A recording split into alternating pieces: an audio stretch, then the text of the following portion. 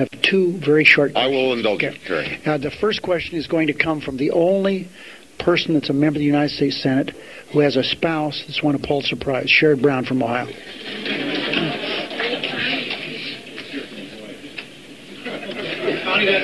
Connie. We want Connie. Way better at asking questions than I am, Mr. President. Thank you for joining us. Thank you for your visit to Lorain County, Ohio. Week and a half ago, first presidential visit to that county of 300,000 and since Harry Truman in 1948. It was a great visit. We had a great time. It was terrific. 10 miles from there at Oberlin College, one of the great private institutions of higher learning in this country. At Oberlin College, there was a building built there 7 or 8 years ago, fully powered by solar panels. It's the largest building. It was the largest building in any college campus in America like that. Those solar panels were bought in Germany and Japan, not surprisingly. Germany, a country that has both an energy policy and a manufacturing policy. 75 miles west of there is Toledo, Ohio, where you've been several times, and Toledo has more solar manufacturing jobs than any city in America. It begs the question of two things in terms of manufacturing policy and energy policy. We have all kinds of things in so many of our states manufacturing wind turbine components and solar panel components, but we're the only major industrial country in the world without a manufacturing policy. And every rich country in the world has one. We don't. I know what you're doing with Ron Bloom in the White House and other things, but how do we get there? How do we, when we read these articles in the paper that China is just exploding in terms of wind turbine manufacturing and solar panel manufacturing, how do we rebuild our manufacturing sector with a manufacturing policy combined with an energy policy that gets us there? I hope people had a chance to read that article that was in the New York Times, I guess last Sunday, talking about how China is not waiting, it is moving. And already the anticipation is that they will lap us when it comes to clean energy. Now, they're not a democracy, and so they don't debate. And there are no filibuster rules. And so, obviously, over the long term, a system that allows for robust debate and exchange of ideas is going to produce a better result. I believe that. But we have to understand that when it comes to some key issues like energy, we are at risk of falling behind. We've already fallen behind, but it's not irrevocable because we still have the best research. We still have potentially the best technology. We've got the best universities, the best scientists, and as I said, we've got the most productive workers in the world. But we've got to bring all those things together into a coherent whole.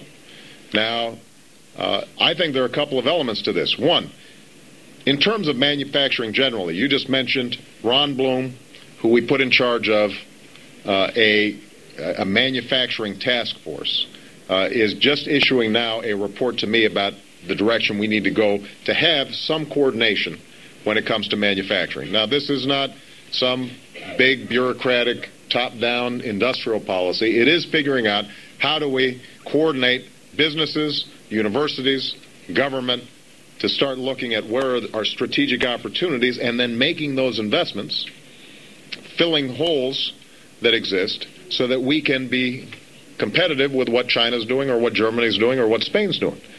And my hope is that during the course of this year, we're going to be able to work with all 50 senators, because all of you have a stake in this, to just see where are our manufacturing opportunities and where can we plug some holes in order to make sure that we're competitive internationally.